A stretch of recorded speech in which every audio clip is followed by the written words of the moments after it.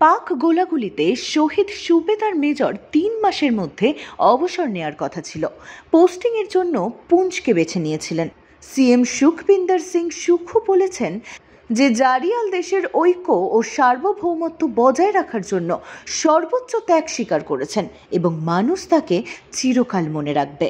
শনিবার ভোরে জম্মু ও কাশ্মীরের পুঞ্চে পাকিস্তান সেনাবাহিনীর সীমান্তবর্তী গোলাগুলিতে কাংড়া জেলার শাহপুর বাসিন্দা 25 পাঞ্জাব রেজিমেন্টের সুবেদার মেজর পবন কুমার জারিয়াল নিহত হন।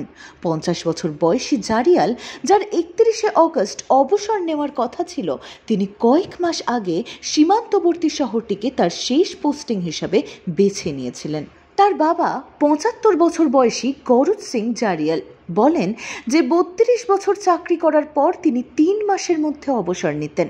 মাত্র কয়েক মাস আগে যখন তাকে তার চূড়ান্ত পোস্টিং নির্বাচন করার বিকল্প দেওয়া হয়, তখন তিনি সীমান্তবর্তী শহরে পোস্টিং বেছে নিয়েছিলেন। আমরা সকলেই তার ফিরে আসার পরিকল্পনা করেছিলাম। কে ভেবেছিল যে সে ত্রিবর্ণ রঞ্জিত রঙে ঢেকে বাড়ি ফিরছেন। ভারত ও পাকিস্তানের মধ্যে উত্তেজনা বৃদ্ধির পর থেকে আমি কেবল একবার তার সাথে কথা বলেছিলাম। তিনি বলেছিলেন যে তারা বাংকারে অবস্থান করছে। 25 পাঞ্জাব রেজিমেন্ট থেকে হাবিলদার হিসেবে অবসরপ্রাপ্ত গরজ বলেন। ধর্মশালার ইগনো স্টাডি সেন্টারের স্নাতকোত্তর ছাত্র অভিষেক বলেন, তার বাবা গতরাতে তার মাকে ভিডিও কল করেছিল। প্রতিদিন সকালে আমি বাবার কাছ থেকে শুভ সকালের বার্তা পেয়ে ঘুম থেকে উঠতাম, কিন্তু আজ কোনো বার্তা আসেনি। আর কিছুক্ষণ পরেই আমরা একজন ঊর্ধ্বতন কর্মকর্তার কাছ থেকে ফোন পাই, যিনি আমাদের জানান আমার বাবার মাথায় গুরুতর আঘাত লেগেছে। কয়েক ঘন্টা পরে আমরা আরেকটি ফোন পাই, যেখানে জানানো হয় তিনি মারা গেছেন। অভিষেক আরও বলেন, জারিয়াল 1992 সালে সেনাবাহিনীতে যোগ দিয়েছিলেন।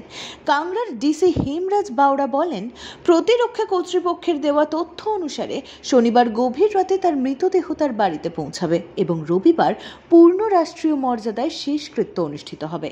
তার মরদেহ ময়নাতদন্তের জন্য পুঞ্চ থেকে রাজৌরিতে নিয়ে যাওয়া হয়েছে।